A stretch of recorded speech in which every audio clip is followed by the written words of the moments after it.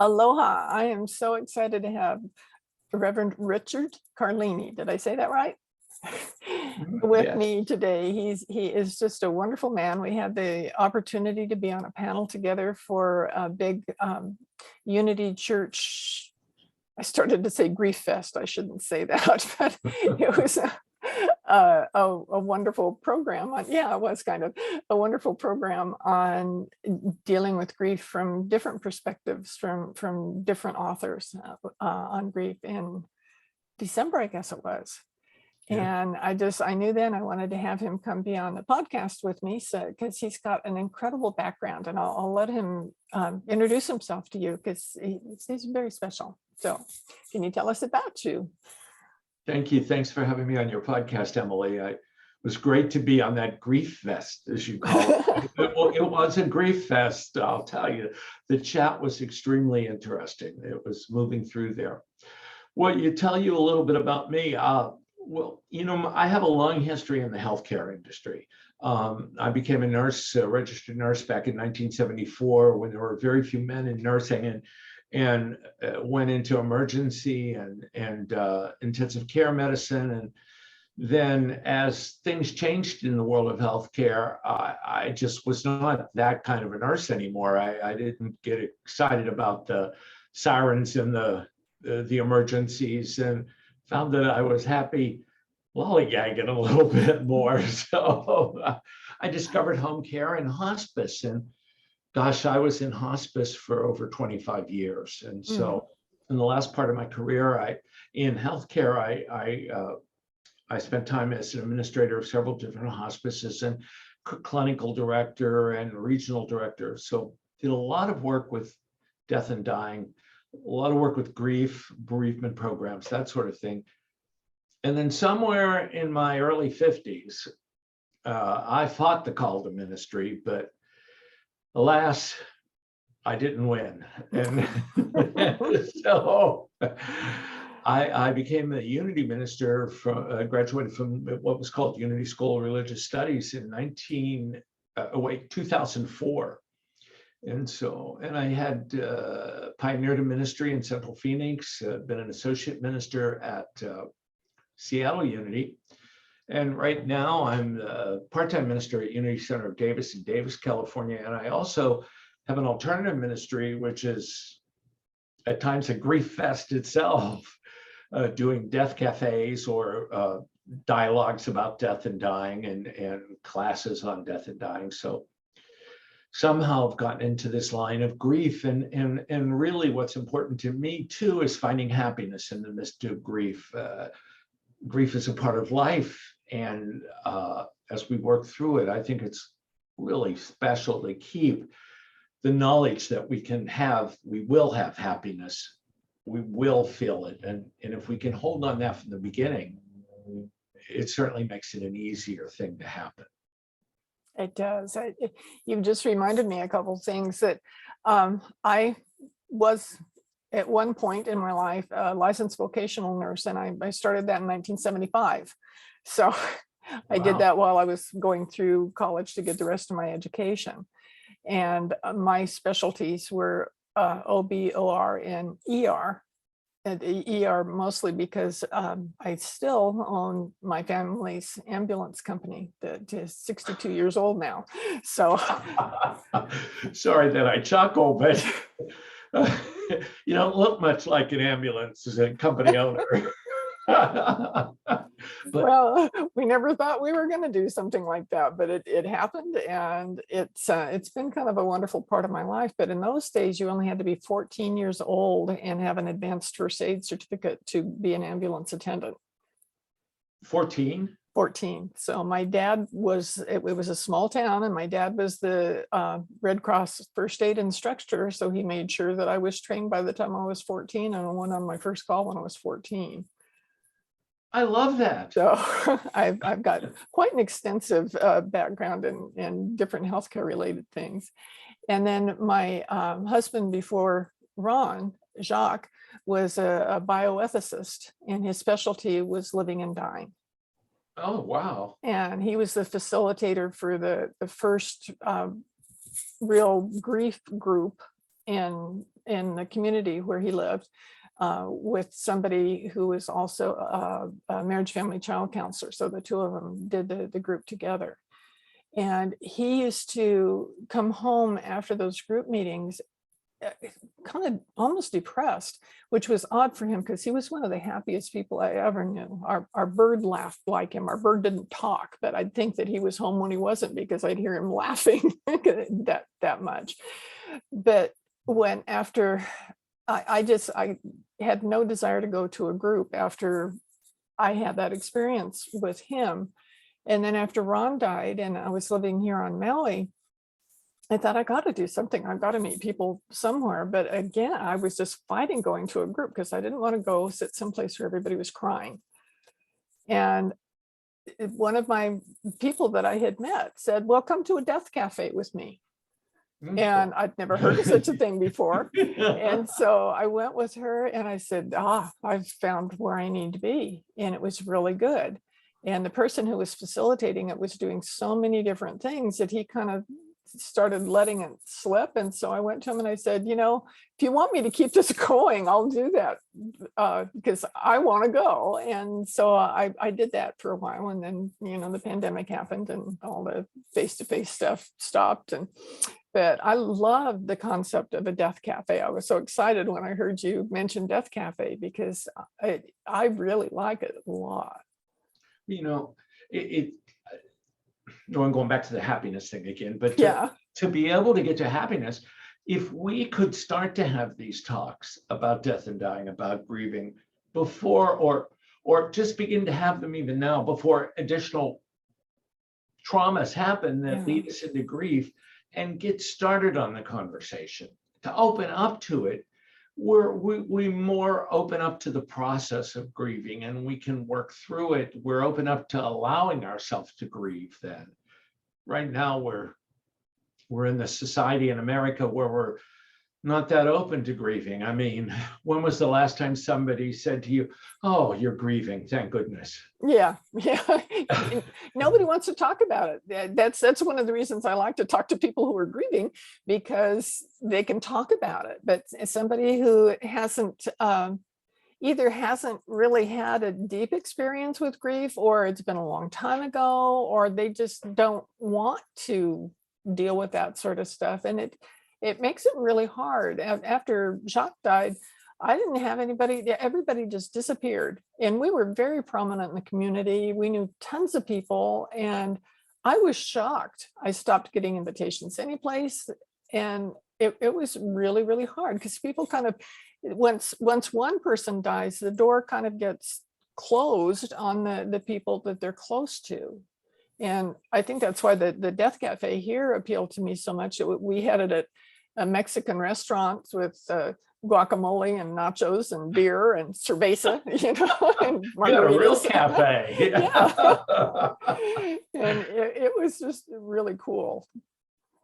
Well, it's so interesting, the different cultures and the way that they process grief and the way that they even grieve about the loss of a loved one's, a loss of the physical presence of a loved one. But I think today there's so many grief situations going on at once, and we touched on this at the Grief Fest. I think I'm going to call it that from now on. That there's so much, it's complicated grief. We don't know. We've got a shelf full of grief packages up there, and we've got to deal with them one at a time.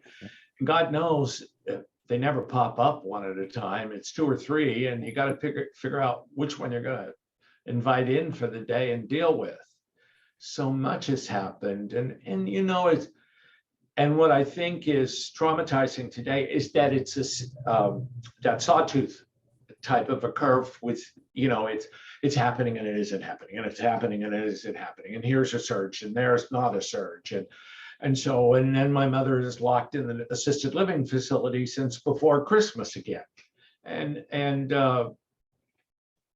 how do I, what do I do with that? How do I process that? A friend of mine was going to pick up her 92-year-old mother, and it was it was right before Christmas. Of course, that's when Omicron started coming on.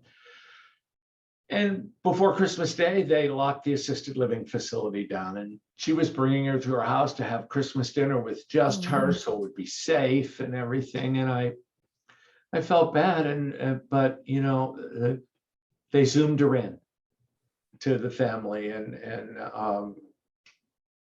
I think we were talking about virtual, getting used to being virtual or surviving virtual world, virtual life, and I think we better get used to it.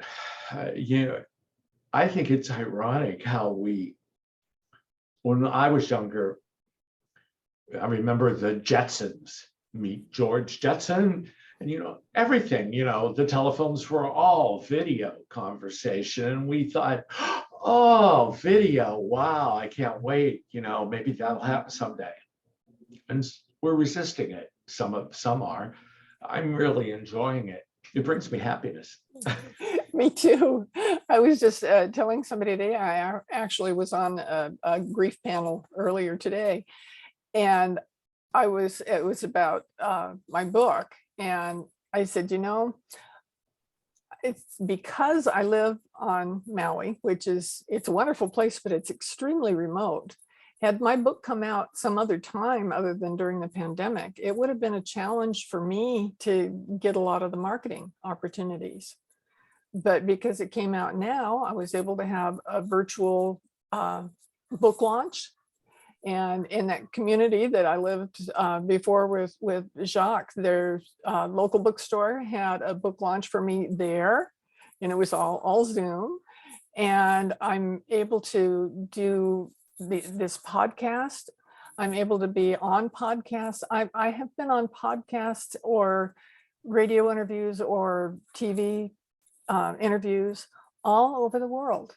Every place from Norway to Spain to Singapore to New Zealand, and well over 100 in this year since my book came out, and it's not stopping anytime soon. I never would have had opportunities like that. I wouldn't have been able to reach people with what I have to offer them had we not had this technology. I think that's wonderful. I mean, we learned something that we were wishing for, and we moved into it quickly. Mm-hmm. We moved into it quickly as a world, almost as a species, and adapted to it. We're very resilient. Mm-hmm. We're very resilient as a species. We picked up after that shelter at home and said, okay, what are we going to do now? Who are we? What are we? We're still finding out. But we're very resilient. And, you remember Billy Engelhardt from, who was the chat moderator. Yes. Well, he and I started our podcast, The Healing Power of Grief, right as the shelter at home started. And so we did 52 shows, well, maybe 47, during that time period where there was everything happening from the pandemic, from sheltering home to George Floyd to the insurrection.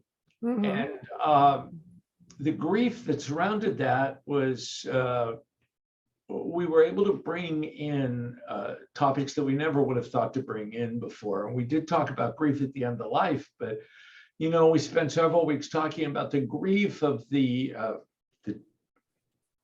potential civil war in the mainland, between blue and red.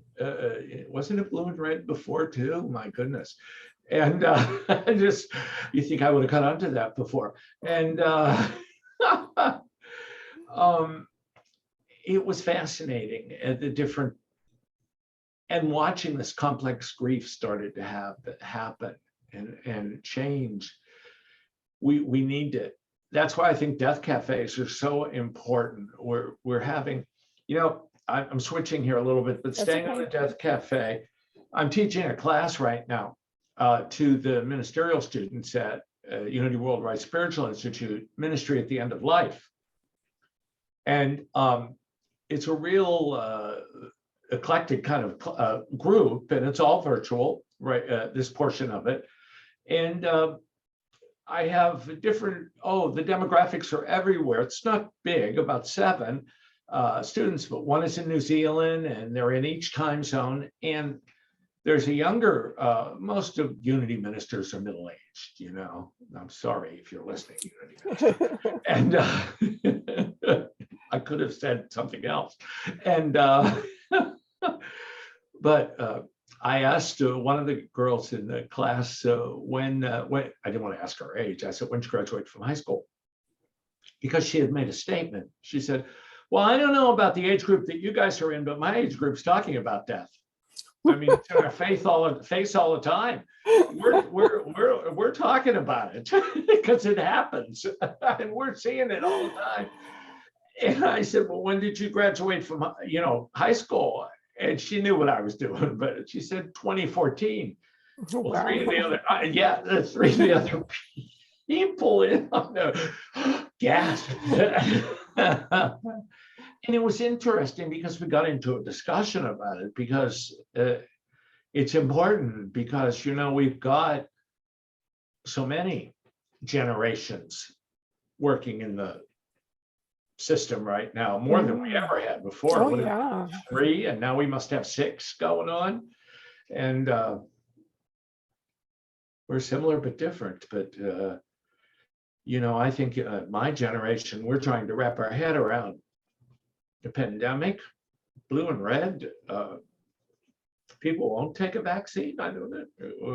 I remember when I got the polio vaccine. I remember I remember how proud I was when I got which one gave you the circle? No, that was the polio vaccine. No, polio didn't give you the circle. It was the other one. Tuberculosis. Yeah, that's right. Tuberculosis. That's right. Yeah. Oh, I got it today. Yeah. We all got to wear our tattoo of that day. We did, and it was what we did, and so I think there's grieving about having to take about having the vaccine out there and not wanting to take it and not taking it and going through all you go through if you feel that way, and then you take the vaccine and people are still getting it, so you're grieving, or you get the virus and you're grieving that. Why did I shelter at home if I got the vaccine, or why didn't I take that trip to Aruba? But so we have to. It's such a reflective time, such a resetting time, and it's. I've been taking advantage of that and reflecting and taking classes and enjoying doing things that I wouldn't have done otherwise. I've learned to, I remember saying at the first virtual church service, well, I never wanted to be a televangelist. And here you are. And here I am, and I can't pass the collection basket either. So I have to learn a new way to do that too. And so we did. And but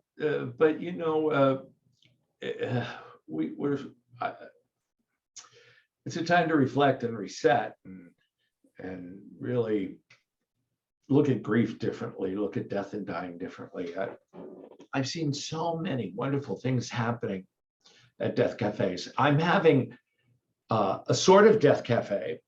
It's called Dialogue on Death and Dying. It's my version of a death cafe, my version of what is known as a death cafe. As you know, Death Cafe doesn't particularly like you to vary from there. Yeah. That's about 15 years old. And for me, I think we've moved past that and are looking for resources and that kind of thing. And so I do that virtually. And so it's on February the 19th. And it's at Pacific, it's at 10 a.m. That's a Saturday, Pacific time. And Barbara, if you want more information, you can go to transformmyself.org, transformmyself.org. And Barbara Carnes, who's an end-of-life specialist, will be there with us that day. And geez, I think it's always interesting when Barbara's there. Barbara just has Barbara's books, which let me mention to you too, at bkbooks.com, bkbooks.com. Her books are written in language that we can all understand. When I was in hospice, over the years, I must have given out myself personally well over 1,000 of her book gone from my site. It's a pamphlet, and it's just so helpful to families of people going through the dying process. And it's a process that we all go through. You know, Emily, I love the fact that the death doula movement is taking off. Oh, yeah, that's amazing. Oh, it's so wonderful. And it helps us see that life and death they're comparable. We labor to come into this world, to be birthed, and we labor to leave the human experience. And so, speaking of happiness, it's important that we enjoy the human experience while we're here. Yes. And make the most of it, and allow ourselves to know that one day we're going to labor in some form of labor as we die. And yeah. And the good thing to know is that, well, the universe always, they've told us that matter cannot be destroyed or created. It always is. And so far, nobody's told us different to that. Some people have tried, but they haven't been right. But, you know, and the universe is just forever and ever. So we've always been here, and I guess we always will be. Yeah, I'm sure of that. I think that's one of the reasons for me that I can focus on happiness. Is absolutely, I still miss my husbands. I always will. I will always grieve them, but they're in my heart. And I know that they would not want me to be unhappy. Absolutely. Absolutely. And you're not saying that, all right, it's okay that they died. You're saying, okay, it's not okay that they died, but they were going to, but I'm going to be okay here as Emily. That I can move forward as Emily, and I can be happy. Thanking them, you know, it's so much about gratitude. Just being thankful for the time that you had with that person, that they were present on this human experience with you, and then that their thoughts are always with you. Our thoughts are always there in the midst of divine mind, and so, you know, we can grab onto them and be with them, feel them. Absolutely. I know Jacques wrote an ethics textbook that was published in 1975, and it's still being used in universities around the world. It gets revised by somebody different, because obviously Jacques can't do that anymore. And with the ethics, they have to update it every couple of years to keep the topics within it, to apply them to what's in the book current. But it's like he's still teaching, you know, all over the world he's teaching. And those people that are teaching his thoughts are still receiving thoughts from him, new thoughts, you know, and creative thoughts that he was maybe let go of to gather something different and bring it out, and it's still coming because they know what he knows, and that brings hope and peace and rest and happiness, and you know, you almost end up leaving a legacy unintentionally. When you let yourself realize, you know, lives that you've touched, lives that continue to go on that you've touched, that, you know, that you've shared this human experience with. Just a quick story, because I know we're running down. So speaking of lives that you touched, leaving a legacy, this year was such a treat for me that on 9/11, we always, I mean, 9/11, those of us that were there, it's a day that you remember, right? It's like the day that John F. Kennedy was shot. If you were there then, but there were enough of us there. So I remember exactly where I was and what I was doing.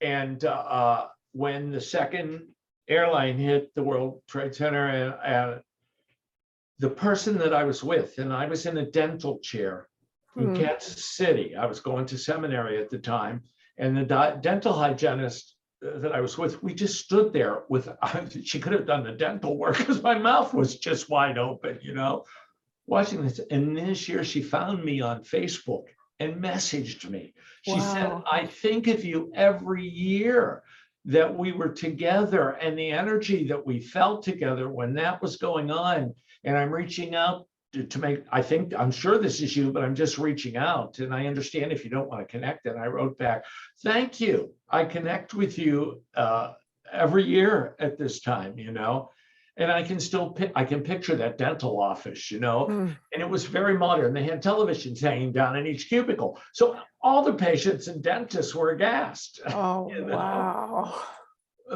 But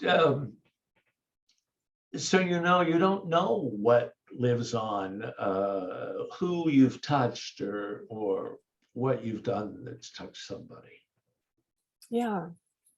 And it can be quite remarkable when you hear sometimes something that someone has said or done and you didn't even know about it. I hear about things that, because Ron and I were together for 10 years, so we both had quite a bit of life before us. And I'm just always kind of tickled when I hear about somebody who knew him or did something with him, or had fond memories of him. And it's just really nice. And I'm still very close in touch with Jacques' family.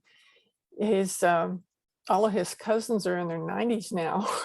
One of them actually came to Maui for her 90th birthday and brought her sister with her and stayed at my house because they just thought that would be a cool way to celebrate. And we just had a ball. And we were talking about Jacques the whole time, and it was like he was there with us. Oh. And it's so cool that Yeah. you can have connections forever if you're open to them. And I think one of the reasons that I got into the work that I'm doing now was when my dad died suddenly, and mom and dad had been married for 53 years. And they were very involved in an organization that they were in the car driving someplace all the time, far away, lots of things. And they had decided that they were going to die together in a car accident, especially with the ambulance company. They'd seen so much of that. They just said that they knew that's how they were going to go. And when dad left without mom, she was not happy. And she didn't get happy until years later when she got the diagnosis of an inoperable brain tumor. She cried at first, and then she started smiling again, because she finally felt like she was going to be where she wanted to be after all this time. Oh. And it just kind of broke my heart to see her be that sad for that long, that she just didn't live those last years of her life. And it made me commit to not living the last years of my life in a way that wasn't as positive as it could be, so that not only would I smile, but hopefully I'll help other people smile too. Yeah, what a beautiful story. I love that. My mother was never happy after my father died. Never. It was, and I spent time trying to make her happy. Of course, her Leo son, Italian boy. You got to be happy. Eat some pasta. And when my mother made her transition, she had been ill off and on, and she was I had her in a skilled nursing facility right near me. And I knew that she was in the dying process, but I thought it was a couple days away, and I had been over to see her, and they called to tell me that she had stopped breathing. Oh, Mrs. Carlini, Georgia, she's not breathing. The nurse of all these years said, well, should I come over? Of course I should come over. But when I went in the room, mother looked more peaceful than I'd seen her look since my father died.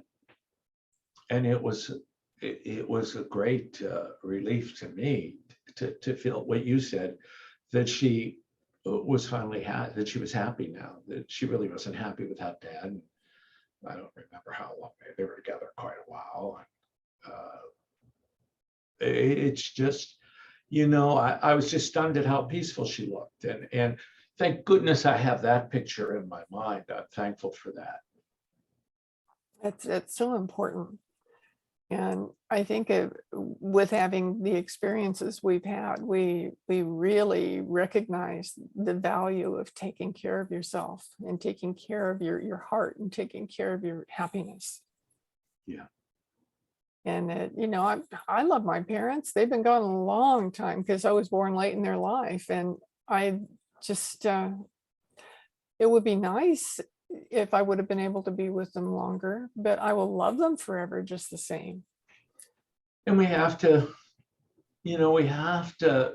talk about it more, as we said. We have to get ready for that. We have to stop saying, I don't want to talk about it. But we have to say, well, let's talk about it. Let's, you want to plan your funeral? Let's plan it. Let's have fun planning it. I have a friend, actually, I have the Grief and Happiness Alliance now that meets every week to write and do happiness practices. And we have a nonprofit foundation that supports that, so that the people that come to it don't need to pay, that they come because of the generosity of this foundation. And the president of my foundation is a very fascinating person, Reverend Rachel Hollander.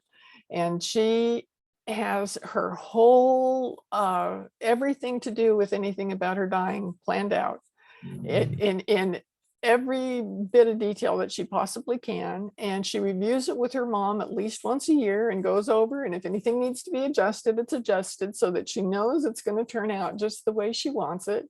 She's had some unfortunate experiences on the way, like she had one friend who really wanted her to sing at his funeral. And he was very young and nobody anticipated he would die at that age, but he hadn't told anybody but her. And the family didn't want that kind of music at the funeral. Well, they wanted the traditional church music that they had. Well, he wasn't involved in that church and didn't have anything to do with it and didn't want that, and had told Rachel.